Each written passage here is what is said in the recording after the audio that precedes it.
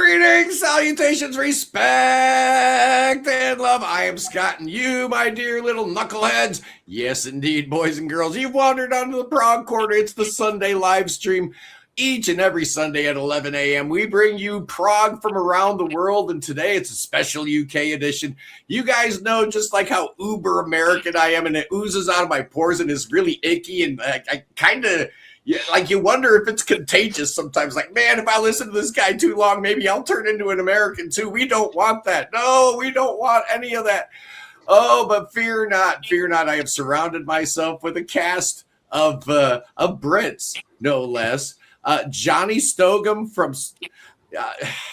Let's talk about before we bury the lead around here. We want to talk about Johnny's band Stogum first. Yeah. 48 years in the making of your debut album. Congratulations, Johnny. Well, as I've said, we don't like to rush things, you know, like to take our time. Think it out. Don't be rash. The only thing is, if the next one takes 48 years, we could be in serious trouble. You're getting some airplay now. I'm seeing like Epic Prog Radios playing it, and you know, some of these internet radio stations are picking it up. So that's good. Yeah, that's good. Those ones that you mentioned the other day, Scott, we were on about 5 of those, so it's going well, and that was great. That was a great video. Okay, in case you missed it, boys and girls, far be it for me to self-promote, but yeah, earlier this week, I did do a top 10, the top 10 internet radio stations in the world, and I missed a few of them. Prog Frog. I missed that one. That's embarrassing, but I think I got most of the big ones. But anyway, boys and girls, we're only 2 minutes into this, and we haven't even mentioned the reason why we are all gathering today. It's to celebrate the great hats off, gentlemen, it's adequate, and the fact that they're fixing to release their 9th album. That's insane, brothers. That's insane. Malcolm, Mark, looky there. There's physical product. I don't have the physical copy in my hand yet. Oh, is that a jewel case? Nice. Yeah. Well, it's digipack. It's a digipack. Okay. With lots and lots of lovely pictures and things inside as well. Ooh, beautiful. Okay. Because I'm seeing all this debate about digipack versus jewel case. People seem to have a whole lot of emotional attachment to one or the other. Yeah. And CDs are back, by the way. Oh, massively so. Yeah, they are. They are coming back. Yeah. We moved away from dual cases for the last few albums just because, especially when shipping stuff, you know, you'd get some things getting smashed in transit. Yeah. And also, you can get way more of these into a box than you can with dual cases as well. So they're easy to ship anyway, cheaper to ship. And I just think, they actually feel really nice as well, personally. Yeah, they're more tactile, aren't they? They're really more tactile. Really, really nice. For me, the key thing is the amount of breakages we would get of dual cases. So when either arriving with some of them smashed, or if we take them to a gig, if 20% that we take to a gig gets smashed each time, because we're not traveling in a car, we're having to carry stuff. It quickly adds up to a whole load of that's not cool. CDs. And as you say, they weigh about 40% less. So given that shipping is quite expensive, it means we can keep our prices a bit lower. And just in terms of storage, twice as many fit into the same volume of a box. So for us, it's a pragmatic thing rather than a purely aesthetic thing. But I think aesthetically they look just as good, I think. They do. But I was just, like I said, I was wondering if you guys were seeing a bump in CD sales, because it's definitely something here in the U.S. And I'm kind of okay with it as a vinyl guy. I kind of want some of the heat away from my precious vinyl, because some of the pricing is getting completely insane. I would love it if the Swifties, Swifties and Adele fans and, Sabrina Carpenter fans stopped buying vinyl, because that would free up those, plants, and they could bring their pricing down a little bit better, and their lead times would come down. There'd be a lot of positives for somebody that loves vinyl. But somebody was saying you should do a tour with Men Without Hats, which is hilarious, because one of the founding members of Men Without Hats is in that prog band now called the Enigmatic Sound Machines. Okay. So he was only on their first EP, so he was not there for Safety Dance. But yeah, so there you go, guys. Let's talk a little bit about Hats Off, Gentlemen, It's Adequate. Last time we had you on, we had Charlie Bramall and Baz Chilia and the whole Spring and Mist crowd. And we were talking about whether it was kosher to dance to prog music or not. You know, this was completely, tongue in cheek, but a lot of people thought we were dead serious about it. Like, I really care whether somebody dances or you do whatever you want, man. This isn't Soviet Russia. Yeah, right? I think the war's over now. I think the guns have been laid to rest. Yeah, I think so. But it's always fun to kind of stir up the pot, right? And yeah. I think we just I got a little carried away and things got a little bit out of control. But once again, to my good friends in Sprig and Mist, I apologize. You guys are awesome. And you're starting to get a little bit of notoriety. So I love that. I'm glad that I helped in some small way with your career trajectory. Now it's time to put our laser focus on Hats Off, Gentlemen, It's Adequate, and their brand new album called Parallel Lives. It's due out September 4th.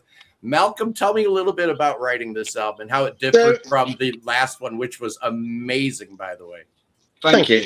So the previous album was quite a strict concept album in the sense that it went through the history of quantum physics in chronological stuff. And basic stuff. Boy meets girl, boy falls in love. You're run-of-the-mill rock and roll stuff. The usual stuff, but obviously there's some restrictions in that you've got a clear structure, and any songs that don't fit that structure wouldn't work in that context. This one we started without the intention of there being a theme, but it didn't end up like that in the end. In that, I mean, it's difficult for what's going on in your life not to affect how you write music. I mean, I'm sure there are some people who are very, very professional songwriters and they can write in whatever style they're employed to do, whatever. But for those of us who just write what they feel at the time, it's difficult not to be affected by what's going on in your life. And at the time that I was writing the songs for this album was around the same time that I got a diagnosis of a rare, incurable, progressive neurodegenerative retinal disease. And realistically, the central part of my vision is expected to progressively degrade over the next few years. And I think that affected That's terrifying, by the way. Yeah. And I think that affected my mental health, and it not me. Yeah. And it's not that I was going around thinking, oh, I'm really anxious or depressed about what's going on with my eyes. It's more that it undermined my sense of what I was doing, my sense of identity. Because I mean, for me, what I do on the computer is a big part of my sense of self. You know, I do most of our composing lying down with a laptop, and it's getting harder to reliably see the screen. So yeah, I had this kind of vision of what I expected my next 10 years or so to be likely to be like, and that may not be what I was planning for. And so yeah, that undermining of my sense of my own identity, I think that theme has come through in quite a lot of the songs. Some of the songs are written from my own perspective, others from say science fiction stories and characters where they're not having the same issue, but it's something that undermines their sense of their own identity. And that became then I think a recurrent theme through the album. Do you think that's a reasonable description? The songs kind of revealed themselves as we were going along, didn't they? And then certain common themes became apparent, like subtly, you know, as we were writing stuff, weren't we? And yeah, I mean, the lion's share of it was done really quickly, wasn't it? Quite early on the back of the last album, because you had that little golden period of about 2 months when you were just sending me stuff on a daily basis almost, and I was just firing stuff back to you. and it was a really lovely time with like just working really quite intensely. And then we did the vocals and stuff obviously later on and put the little flourishes on and all that sort of thing. But I know we had a good few songs there. The middle of the songs there quite early on, didn't we? Yeah, so when we were finishing the previous album, there were songs that were popping into my head which weren't about the history of quantum physics. So crazy. weren't relevant to that. So we were kind of holding on to them. It's like, no, I like the song, but it's not relevant for that album. Yeah. But then we had, a core body of stuff that we could then go back to once we'd got that previous album out. Generally, at that kind of stage of the album, I tend to be really wanting to move on to the next one, and it's a bit frustrating doing the last 10% or so of finishing an album. For us, takes often a long time. You've done most of the creative stuff, and then it's the mixing and stuff like that. There's still a lot of work to do to get things finished, but the kind of the zingy ideas bursting out stuff has been done. And I'm then keen to be going on to that side of things for the next album or the album after that. So yes, I suppose try waiting 48 years, right, Johnny? You didn't have to worry about that with the I was going to ask I was going to ask you guys what the process was. Do you get together in a studio, or do you use your own studios? And we literally most of it we're doing it in our own homes. So Malcolm will send me a track across, or various elements of the song he's written up to that point, and then I'll take a listen to that and I'll stick it in Logic at my end, and then I'll go, right, what does it need in it from me? Does it need bass at all? Which is obviously my main instrument is bass. But I can put keyboards on it, bits of guitar if it needs it, nothing at all if I think the song is great as it is. And that will go backwards and forwards a few times, and then maybe I'll send Malcolm a load of stuff which won't get used on that particular song, and there's no ego there because we're old mates from like when we were 11 years old. We've been friends for forever, so there's no egos and my bit must go on here, otherwise I'm leaving the band. There's none of that going on. No, not from you, but maybe from Catherine, right? I'm not working with you clowns ever again unless this flute part goes in right here. Right? That's the way around, actually. We got to strong arm Catherine into getting her on there. She's got Catherine does it as a favour to me. A couple of lovely contributions on the album. Yeah, thank you. No, there's some lovely. Gorgeous. Yeah, it's beautiful, isn't it? And also that's her in the harmony vocal, isn't it? Is that Parallel Lives? And when that comes in, it just it comes in and it's like literally this cliche of goosebumps. Thank you. That's lovely. But I was also going to say that we did our album in the same fashion. There's 4 of us, 1 in France, 3 in England, and the DAWs have just revolutionised how you can produce absolutely music. It's extraordinary. Absolutely unbelievable. Yeah, for me, also because I have to spend. I have to spend most of my time, or a lot of my time, lying down, unfortunately, for health reasons. But the fact that the technology means that I can lie with a laptop and create stuff is really important to me. And I think it would have been a very, very different situation for us a few decades ago. Probably the barriers to actually going and creating music would have meant that if we were producing anything, we'd be vastly less productive. But being able to compose lying down is a transformative thing for me physically. Yeah, I mean, I think the way we work as well, I think the old way of actually going into a studio and even writing the album in the studio, I don't know if that would work for us in the way we work together. Obviously, when we do vocals, then we're in the same room. And we're firing ideas backwards and forwards then, aren't we? Or if we're doing percussion bits or whatever. And that's always good fun as well. So we do stuff face to face. Right. I think that's kind of important even in 2026, right? Oh, absolutely. A little bit of that. Oh, we do enjoy that. Especially with a vocal as well, because then you want to hear the emotion and you want to say, well, how about you sing it more this way? What's the character in this song trying to say? And that works a lot better face to face in the moment. I very much like not doing the vocal on my own. It's much nicer that we do it together, and having another person saying, okay, you can a bit more, a bit less, or to experiment with and try things out rather than I think trying to produce your own vocals is the aspect of producing that I'm least enthusiastic about from a personal I hear that. level. I think having another person involved with that, I think, is really helpful. Absolutely. Now, PJ Prog says, which album do you think to start the journey with? I think that's really a good question, right, Mark? Maybe Nostalgia for Infinity, possibly. Yeah, maybe Nostalgia, and then work forward from there. Yeah, just where we're at the moment, and then go backwards. It's funny you say that, because it seems to me, going back through your discography, that's where there was like this big jump in quality. There just was, man. There just was. I don't know. The early stuff was good, but from Nostalgia on, I think that's an excellent call, because from there you go to the next album, which is the highest rated, hats off gentlemen, it's adequate album on Prog Archives. Did you know that? I did not know that. The Confidence Trick is rated number 1. Right. Light of Ancient Mistakes.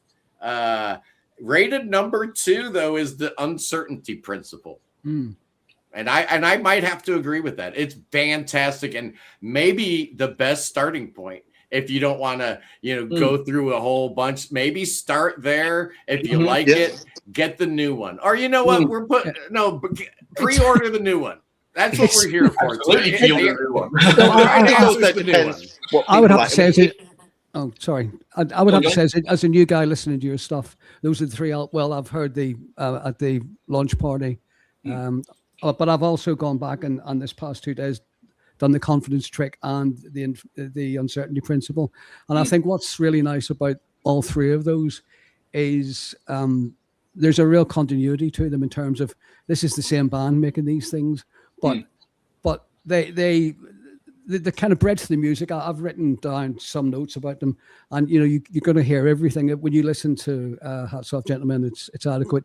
You're going to hear classical. You're going to hear pop. You're going to hear progressive. You're going to hear torch songs, perhaps. You're going to hear all sorts of stuff. Hey, guess what, boys and girls? You're fixing to hear some right now. In fact, Malcolm Mark set me up on the first single off the new album. It's called My Blistering Mind. Tell me a little bit about writing this song. Again, like Johnny was saying, you never know what you're getting with a Hats Off Gentlemen, It's Adequate album. I thought for a second I'd put the new Sparks record on or something. Wow, that I'll take that as a compliment. I love Sparks. So I adore Sparks. I think they're great. Describe the song, Malk. I mean, it comes out the blocks quite. Yeah, I mean, we quite fancied having. Quite often we've had albums where you start off with atmospheric electronic intro and then gradually building up. For this one, we fancied having just an immediate punch to start.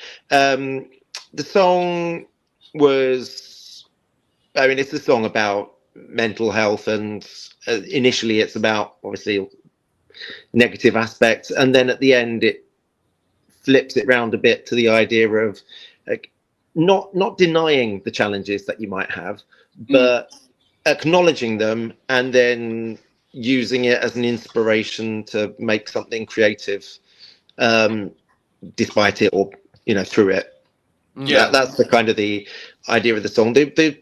Some people have suggested that the instrumental part sounds quite upbeat, and so there's a deliberate disjunct between the lyrics are fairly dark, but the production and the sound is quite bright. It's a bouncy little track, man. I love this song. It's a very cool. Is that lyric at the end? You're saying, is it take the fear and feel it, hold it, turn it around, turn it inside out, make it something you can use. So you're trying to make a positive thing out of a negative, aren't you? Yeah.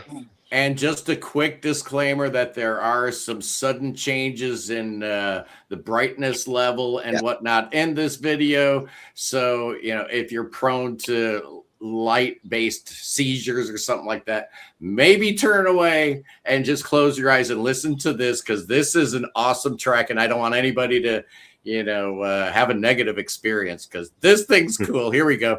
It's called My Blistering Mind. All right, let's see if I can figure out how to get it started. Here we go.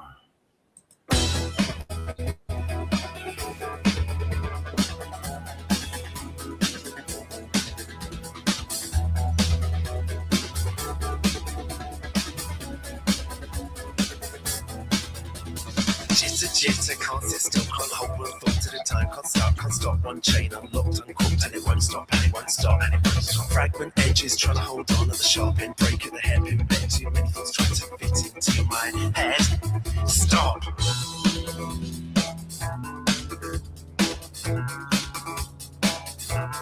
And I'm breaking down.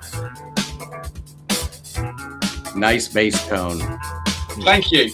Up and down, I'm lost, I'm undefined, I'm climbing walls inside my mind, I'm running out, I'm shutting down, it's seeping out, I'm sinking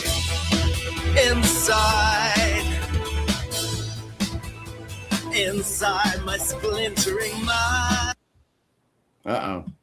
Did I just lose my internet connection? Inside my blistering It's not my fault. It's Spectrum. Inside my splintering mind. Inside my blistering mind.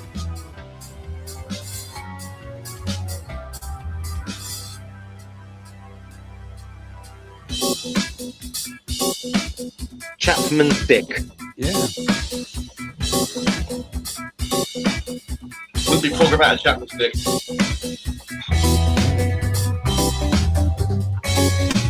Live stream beer. Welcome inside my blistering mind. Inside my splintering mind. Inside my blistering mind. Step inside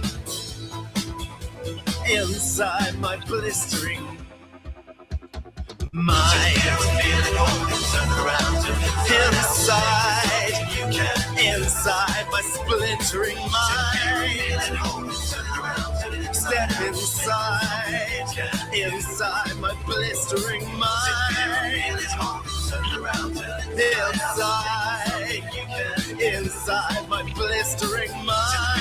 Step inside my blistering mind. Inside my blistering mind. Step inside my splintering mind. Step inside my blistering mind. Step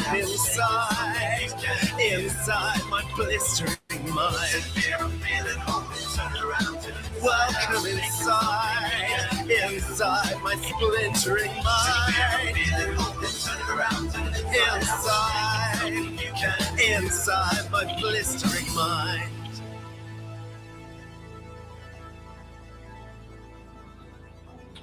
You see the very high budget video we got there? Beautiful. How does the singer feel about his face being all closed up like that? I don't know. That's a good question. How do you feel about that? How do I feel about the extreme close-ups? Well, I mean, I am aware that it's not a flattering look, but that was a choice that I made.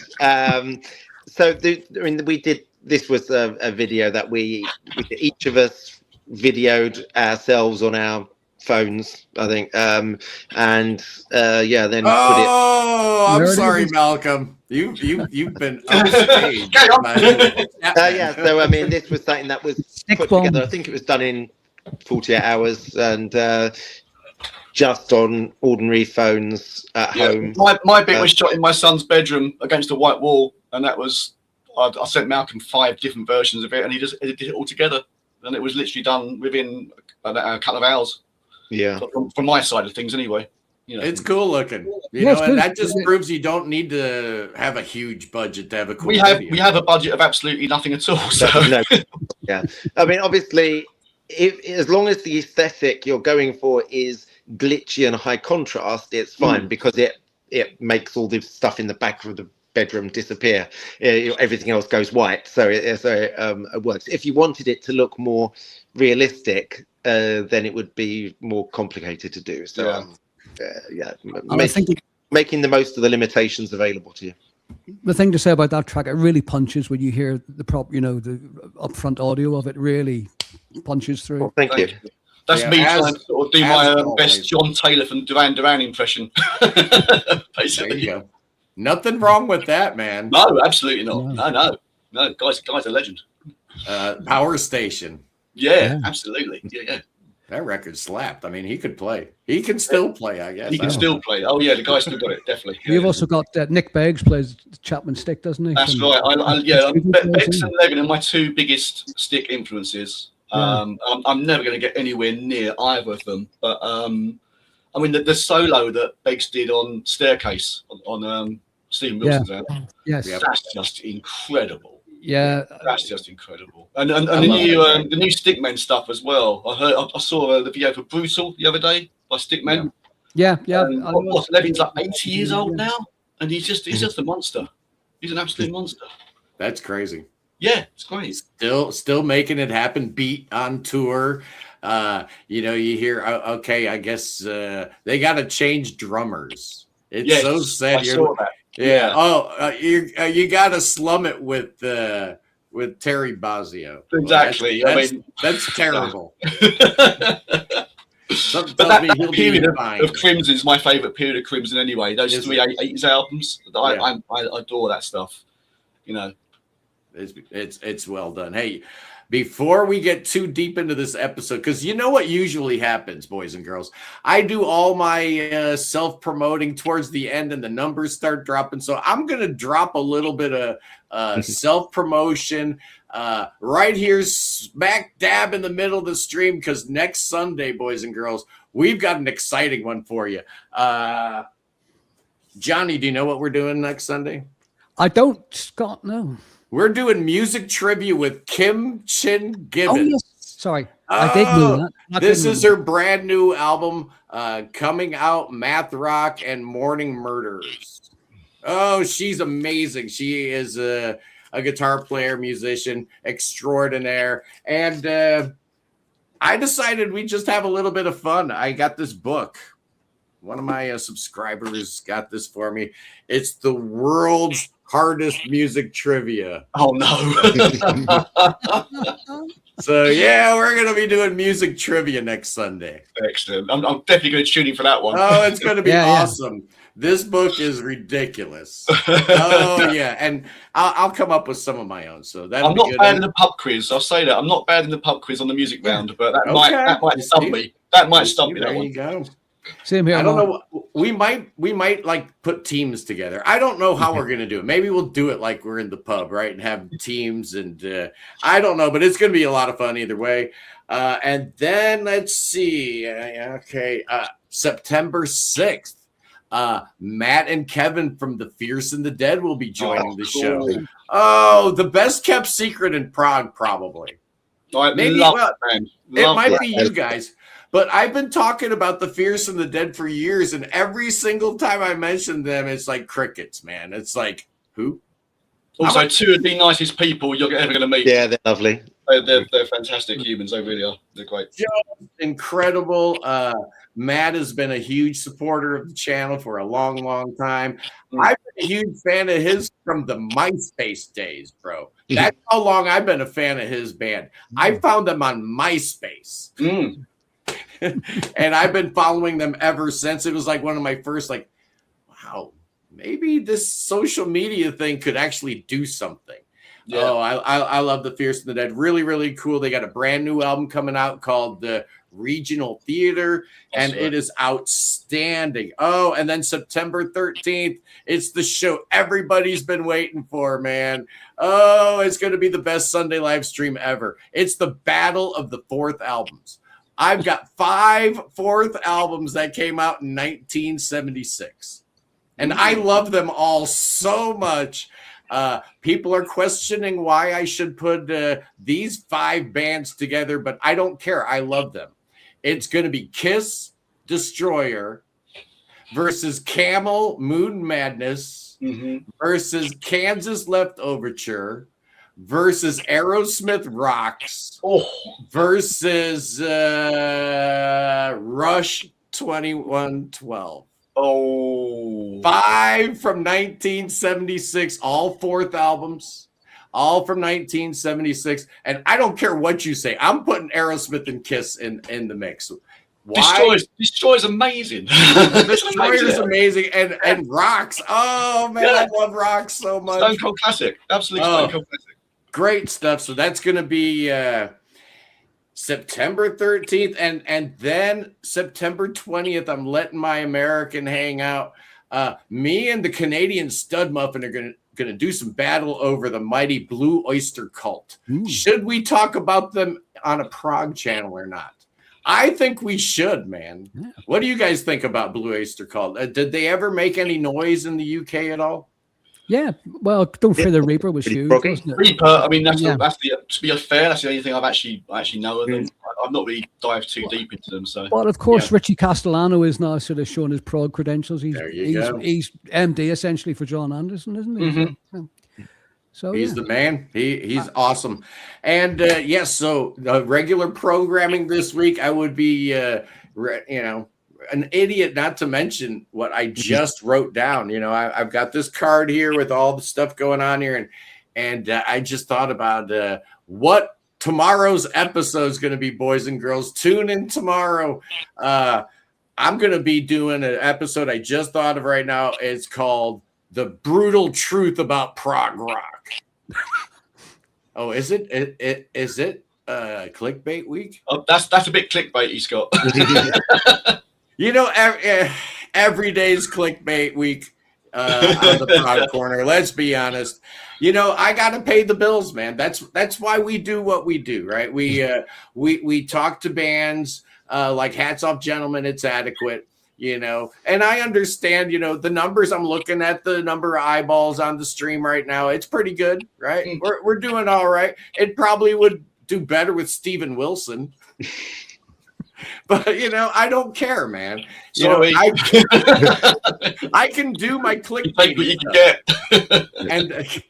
and that way I can do whatever I want, right?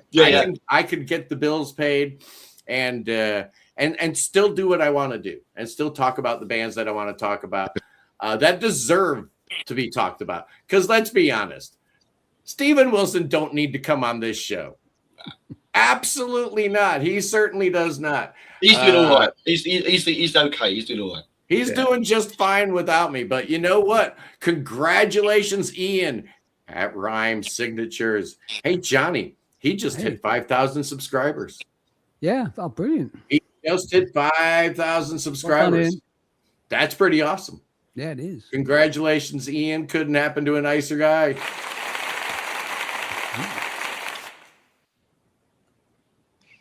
I was gonna say, you mentioned about Matt Stevens. I recently saw him in an excellent gig. He was playing guitar for Tim Bonis.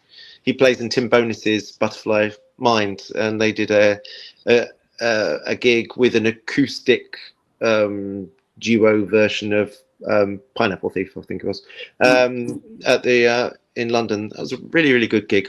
Matt always does a lovely show. He almost always breaks a string. Without fail. He's got a lovely stage. He's quite a physical player, isn't he? But that's one of the things I love about him. He just throws himself into his instrument so much. Real passion there. The way he plays. Yeah. It's a good gig. Yeah. I'm just wondering why.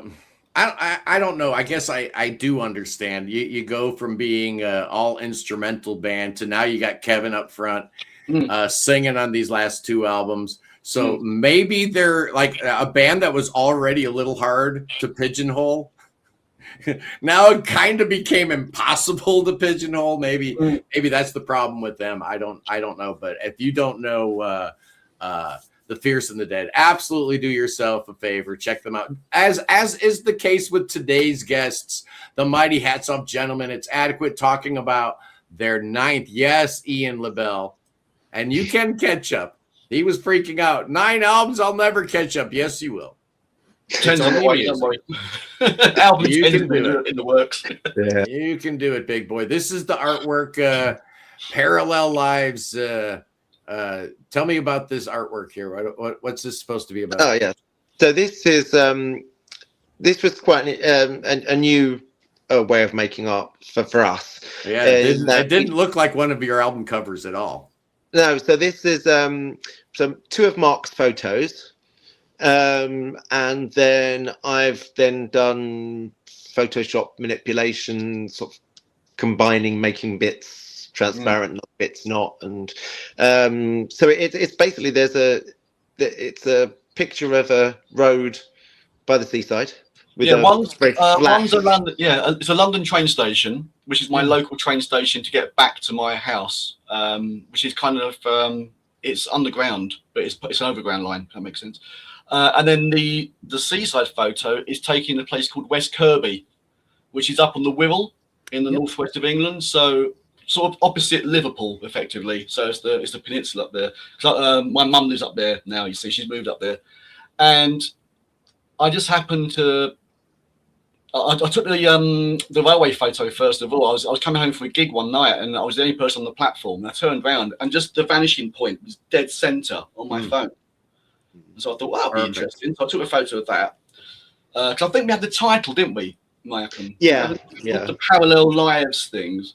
And then I went to West Kirby, went for a walk down by the seaside, and the same sort of vanishing point thing was in the distance. So I thought, what if we did that? And from my perspective, the way I saw it was more kind of it was a cityscape versus a sort of a countryscape, and very urban versus very natural and that sort of thing. So the two things coexisted at the same time. But yeah, you took it and played with it, didn't you? So it's just photo manipulation. There's no AI being used on this. It's very cool. It's very like modern day hypnosis. Thank you. Again, that's very much a compliment. Thank you. Yeah, that's the vibe I'm getting anyway.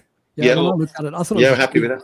I thought it was a tube station very quickly when I looked at it. I thought, oh, it's not a tube station. Yeah, well, it's looking into the tunnel, doesn't it? Yeah, it is. It's not too far from me, so it's yeah, it's part of that Moorgate line. I live on the Moorgate line. Okay. Yeah. Which is kind of half underground, half overground. So it's yes, we can break this. It's no longer a rumor, boys and girls.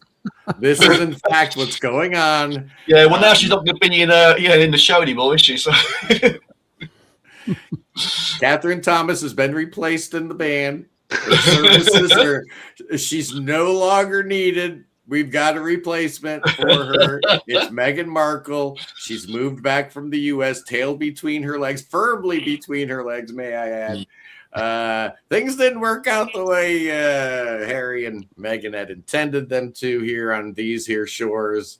And I just wonder how they're going to be received by the UK press and by the UK public as a whole. Do you have a read on that, guys? Because my honest opinion is I couldn't care less. You guys can have them. Yeah. I couldn't care less. I honestly couldn't care less. There's way too much airtime being given to it and way too much column inches, and I honestly couldn't care. From my point of view, I'm really very much not interested in celebrity things, like fame for fame's sake things. So, and I have no ill wishes towards anybody who is a celebrity or famous, but I just doesn't interest me. So I'm interested in what people do and create and achieve, but just in terms of somebody, I just in principle don't like the idea of positions of inherited authority. That's nothing against or any particular individuals, but just as a general principle. Seems weird in 2026, right? It just as a general principle. Weird. I think you should be judged on your actions, not your origin. You would think so, but the big takeaway there was Mark with the newspaper jargon, busting out the column inches terminology. Yeah. What do you know about the newspaper game, Mark?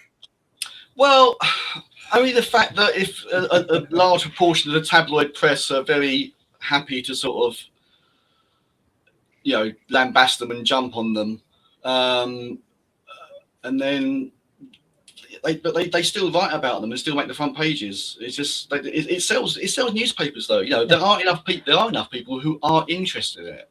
Yeah, unfortunately. So it does sell newspapers. It takes pride of place on news bulletins and things like that. Yeah, when there's real news going on in the world, you know. Yeah, I think it was either the first or the second news story on the main BBC News the day it broke. It's like, you know, famous couple moves house. So that's it. End of. That's all. Nobody cares about the war going on in Sudan. Nobody cares about the war going on between Pakistan and Afghanistan. Yeah. Nobody cares about any of that stuff. It'll never make the newspapers in the U.S. I don't know about how it is in the UK, if the BBC or any of the print media is a little bit more on the ball over there than here. But if it doesn't happen within the contiguous 48 states of the United States of America, we are never going to hear about it. In the U.S. We're just not. London could be on fire right now. We would not know about it. It actually is. Well, we've had a lot of fires in the UK recently. Yeah, we really have. And hot, right? Other parts of Europe have had a lot as well. But yeah, just the amount of everything's so dry after the France, I guess it's like the hottest month they've ever had. Did you say you're in Reading? We've just had the hottest. Did you say you're in Reading? Yes. Yeah, so you'll probably get the same sort of weather we are. Oh, yeah, I mean, it's been exceptional. We've had about 6 weeks solid of hot weather, and you know, but not nicely hot, like about 10 degrees more hot than you wanted it to be. Yeah. Horrible. But but we like talking about the weather as well, of course. That's great conversation. I was just going to ask you boys, what way do you divide up the instrumentation?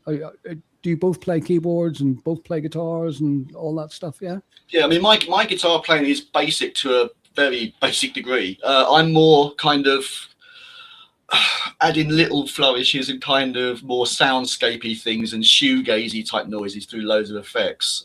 Malcolm's the proper guitar player. I mean, he's the one that can solo for days and kind of his chord knowledge is way, way deeper than mine. Bass is my main instrument. And then when it comes to keyboards, sort of quite textural. I do a lot of textural stuff. Bits of Rhodes, bits of Hammond, but sequency sort of burbly lines, you know, sound designy sort of stuff as well. And I really enjoy that. That's the bit I really enjoy, when we've got a song basis there and you're putting the extra stuff on top and you're making it deeper and deeper and deeper. And I think that's what that's the repeated listening thing. Yeah, it is. I mean, it's multi-layered and it's very well produced as well. And thank you. Sounds very lush. You know, there's a real big warm sound of it. Yeah, I mean, you know, I co-wrote it and I'm still hearing stuff on the songs I forgot was there. You know, after 10, 15 times listening to it. So, And usually most of our songs, in terms of, when I say tracks, I mean as in different parts going on at the same time, but we've usually got somewhere between about 60 and 100 tracks on a song, and hopefully it doesn't sound like that, because otherwise that would just sound like a mess, a mush. So we do a lot of trying to carve out spaces for things with EQ and in the stereo space. But then we've often got several different, like if we've got a synth part, it's probably got several different synths playing, focusing on slightly different parts of the EQ spectrum, and giving just a bit of movement and variation, but very hopefully quite subtly. Yeah, it is. It's not dense. It's not dense at all, and it's not overcrowded. The mix isn't overcrowded at all. It's a really nice sweetness to it, for want of a better word. But it's like the title track, for instance, is paired right back, isn't it? So that's sort of percussion going on, but it's just piano, 2 voices, a little synth pad, bit of bass. That's it, really. So depends on the song. Yeah, and that's the thing I enjoy about your music, is that it can be highbrow enough to be talking about, like, I don't know, Heisenberg and, you know, things along those lines, but you know, it doesn't need to be like so esoteric and like, I was watching some video of like all these people standing around this bell, like they're performing some, I don't know, some like John Cage piece or something like that. And it's like, oh, wait a second, it's going to change chords. Just wait a second. The note's going to change. It does it like once every 148 hours. It's, just wait. Just wait till no, I don't want to. And that's why I like when you guys were like, we're not doing all this, atmospheric lead into this, that, and the other. You got to hook the people, man. It's 2026. It's got to be emotional. That's the main thing. As long as we get across the emotion of it, I think, and no matter which route we take to get there, but that's the main thing. But we're not kind of we're not writing songs just to educate people and kind of right. even the songs that are based on history or science, there's generally got to be some kind of human hook to make to make it emotionally interesting, hopefully. But the vocals are very emotional. I mean, they're delivered emotionally at times, very much so. So there's there's no mumbling. You can hear it, and it sort of, it really goes. It's up there front in the mix, and you can hear the actual emotion in the voices. And that's also leading to tomorrow's episode, boys and girls, the brutal truth about prog rock. The brutal truth about prog rock. I'm going to lay down some brutal truths about prog rock tomorrow, and I may just have something to say about prog rock vocalists. And I don't mean to, have over generalizations on the Prog Corner. We never do that or anything. Absolutely not. But I have a fairly strong take about certain singers and certain types of singing. So again, tune in tomorrow, boys and girls. That's going to be Monday's exciting episode. And next week, don't forget, Sunday, our Sunday live stream next week, it's music trivia. We've never done it on the show before, and that's going to be a lot of fun. Are you going to be around for that, Johnny? Yeah, sure. Yeah, definitely.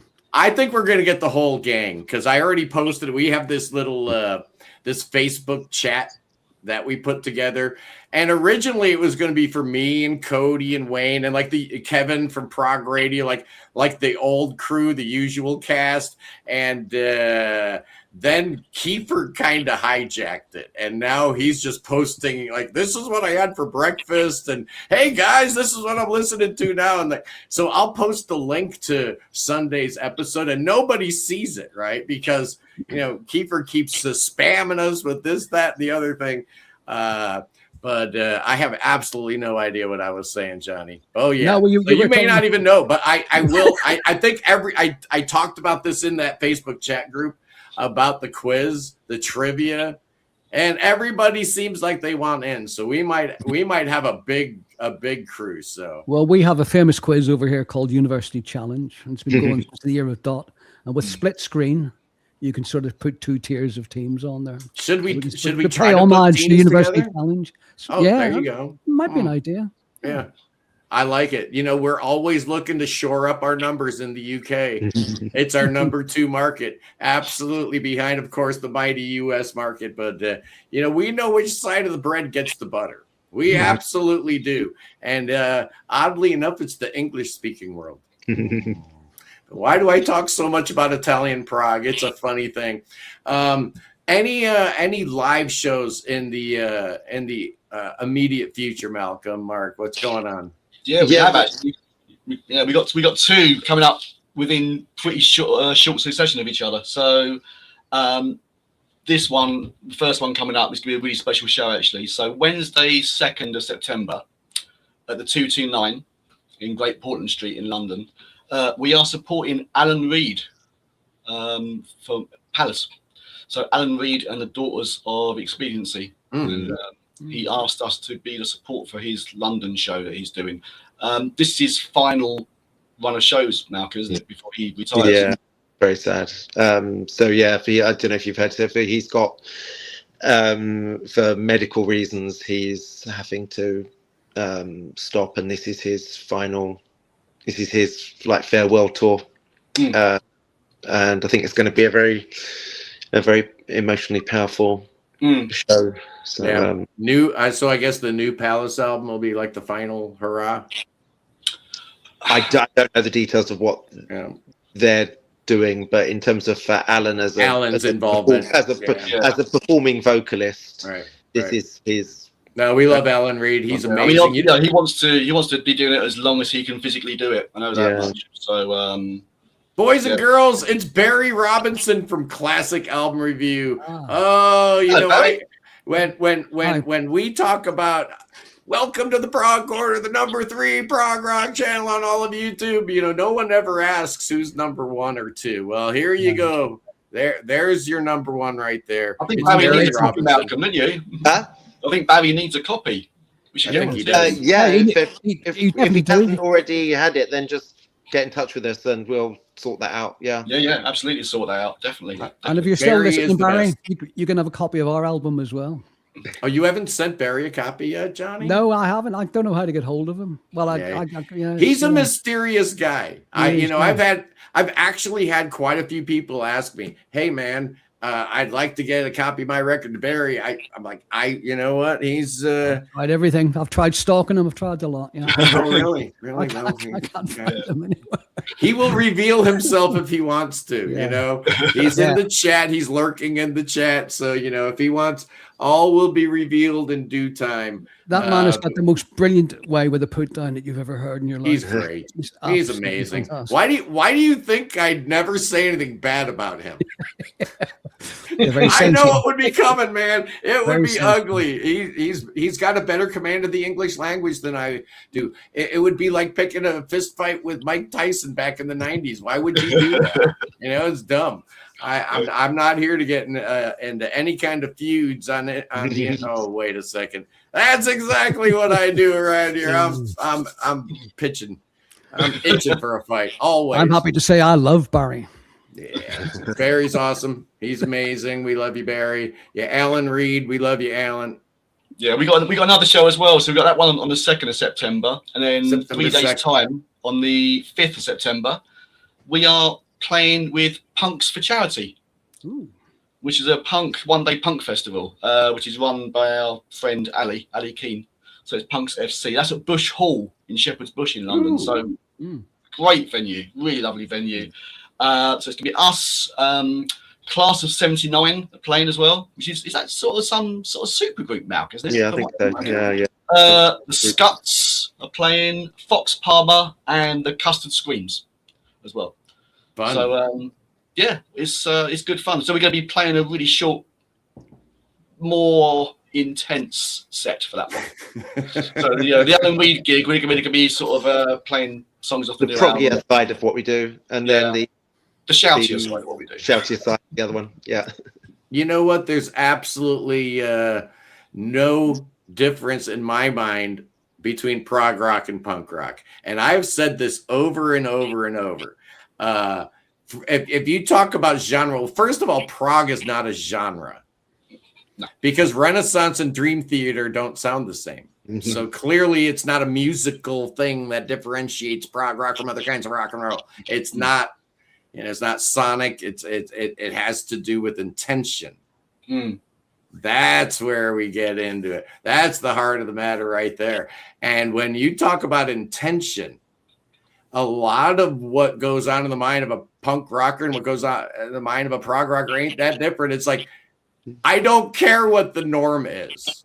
I don't care what the establishment wants. I don't care what people at radio stations or record labels want. I'm going to do exactly what I want to do.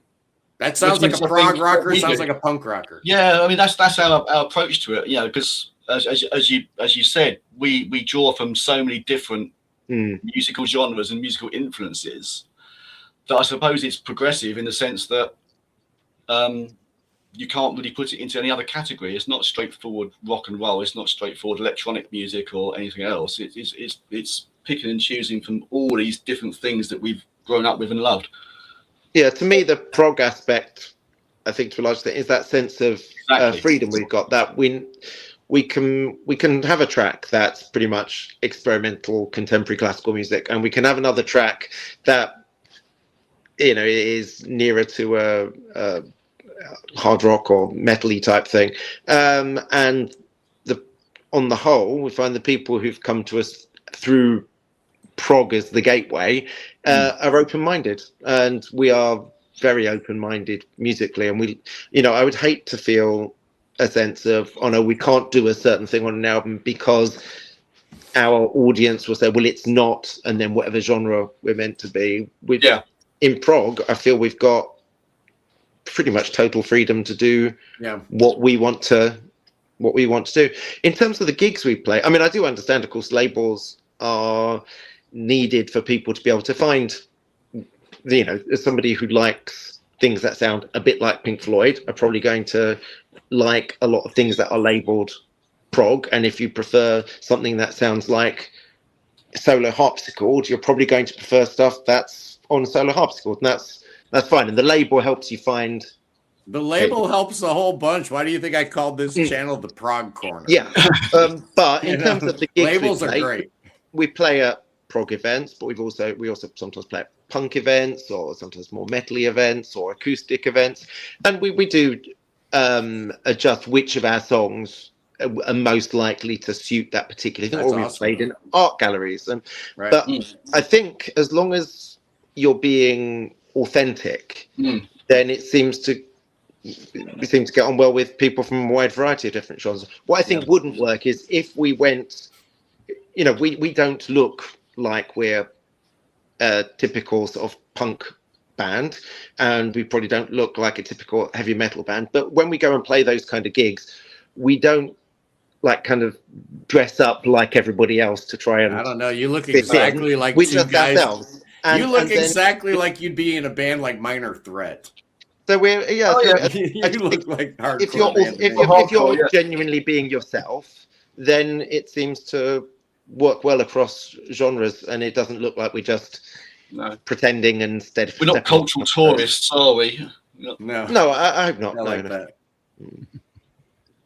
That's a good one. Cultural tourists. Yeah. But we think that just go in there and play with authenticity, play with passion and authenticity, and people understand that. You can't make that stuff up, you know. Yeah. And that's why I've never liked love songs. I mean, think about it. You write the song in let's say you have the best of intentions, man. You're in love with this chick, right? And you're gonna write a love song, right? And now you write it, so you probably go through a lot of iterations, and you demo it, and then you show it to your bandmates, and then you go in the studio and you lay down a bunch of tracks over and over and over, and get the vocal tracks over and over and over, and then we need a music video, so you know how many times I'm lip syncing that over and over and over. And then we're going on tour, and it's a minor hit, so we got to sing it. I got to sing it every single night the rest of my life. Are you telling me that you mean it when you're singing those words? Yeah, at some point you stop meaning it. You just have to. But rage and anger, man, I can recreate that on a dime. A drop of a hat, man. All I got to think about is all the injustices in the world, and I can get fired up real quick. And there's nothing fake about that, man. That's where punk rock is sometimes the realest of all music out there. And prog is not that far behind. Because we're just doing music because we're doing music. Why? Because we're doing music. What's it mean? I don't know. It's music. It's pretty pure, actually.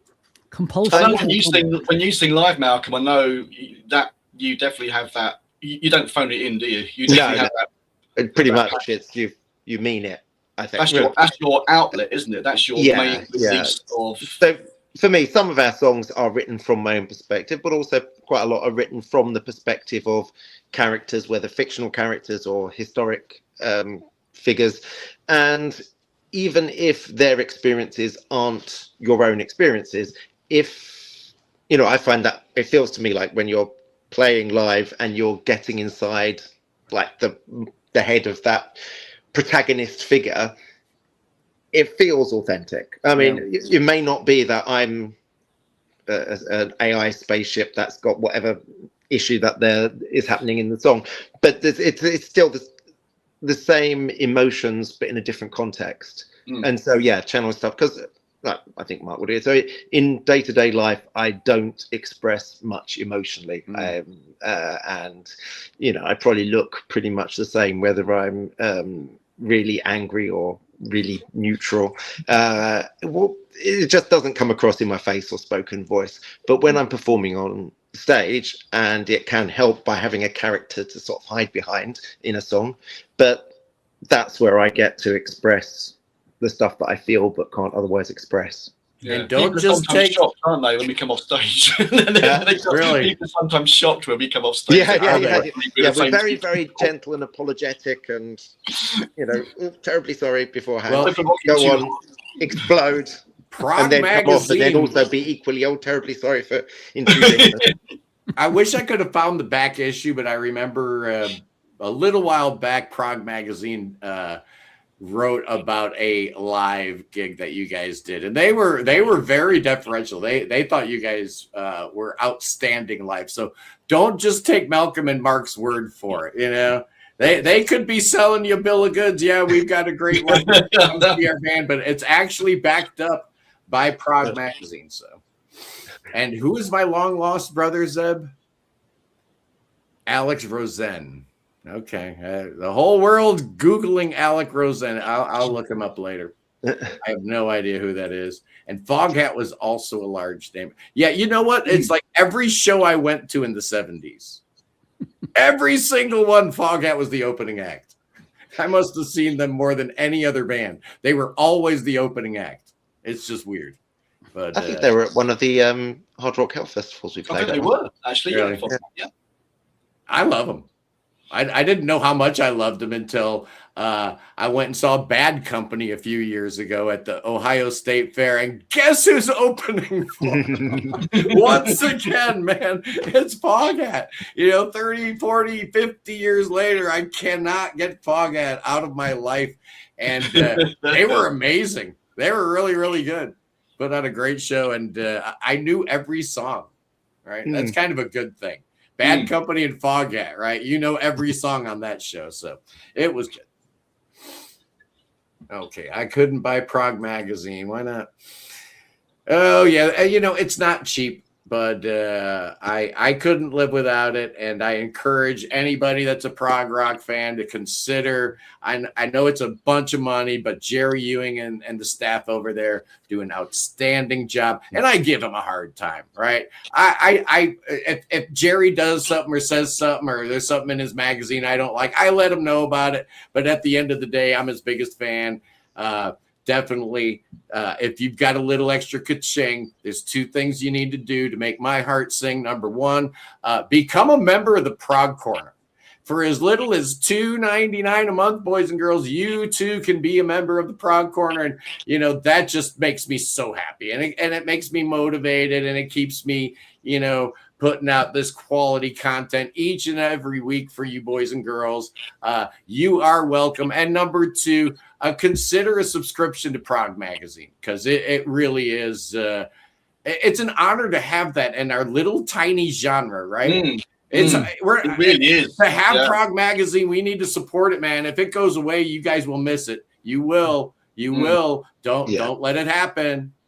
Prog Magazine do a huge amount for supporting those of us at the independent side of progressive music. We're very grateful for all the support they've given us over many, many years. And I know it's not feasible for everybody to support Prog Magazine. It's, I spend a lot of money on it. I mean, it is not cheap. I mean, it really isn't, but it absolutely matters. The attention that they give to new artists, developing artists, small labels, independent artists such as Hats Off Gentlemen, It's Adequate, whose 9th album Parallel Lives comes out September 4th, right? It'll be available on all streaming platforms. Right? It's available on CD. You can buy a nice, clean digital copy on Bandcamp, right? Yeah, all the usual kind of sites, and also in terms of various international distributors, because as you're probably aware, it's become a lot more complicated to. It is. Can you help than it used to be? Can you help navigate it? Where can they, for example, pick up a CD? I mean, apart from acknowledging that it is so much more difficult than it used to be to send CDs to other countries. The paperwork, I don't know, John, if you have ever similar issues. It's The amount of time we spend queuing in post offices to try and get, and then we never seem to be able to predict what's going to arrive or not or when. But anyway, one of the things that does help is there are some distributors that are more specialist at getting things into the right countries. So we've got quite a variety, and in Europe we've got Just for Kicks, who are very supportive. Just for Kicks, right? Yeah. And American ones, we've got Burning Shed, Wayside Music, Bandwagon USA. We've got Prog Rock. ProgRock.com. Or is it .co.uk? Oh, I'm sorry. There are several with similar names. Sorry, apologies. Yeah, it's confusing. But for my people, basically all you need to know in Europe, Just for Kicks. In the US, Bandwagon USA. Big shout out to Sven and Rita K, doing an amazing job at Bandwagon USA. Just amazing. Thank you for all that you do. Again, we try to shine a light on the unsung heroes in our prog genre, and people like Sven, right? Unless you go to Prog Stock or something like that and get to shake his hand personally, he's a lot of people are like toiling away in the shadows, doing a lot of good deeds, and nobody knows. There are champions of radio guys, people like Jan and people like Andre, running things like. You got the Progzilla and Epic Prog Radio, and Prog Palace, Prog Radio, of course. Kevin Carmody running that. Yeah. So those people, they do a lot of fairly heavy lifting for new emerging bands, which is great. And that's why I like to bring them on. Give them a little bit of time in the spotlight, as it were, because I think about the number of people that are doing so much work out there, and then a clown like me can just sit around and bloviate and make all that big YouTube money. It's unbelievable. Anyway, boys and girls, it's been my pleasure to have Hats Off Gentlemen, It's Adequate in today. Thank you so much, Johnny. As always, thanks for being here. Be sure to check out his band. Oh yeah, there. But that's two existing copies in the world. Only two. Absolutely. And next Sunday, it's music trivia. We're gonna have a great time with Kim Chin Gibbons. Oh, I'm a big fan of Kim Chin's.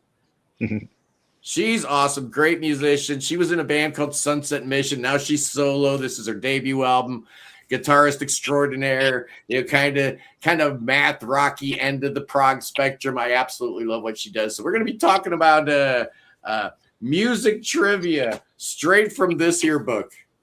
Oh, it's going to be a good time. Join me then.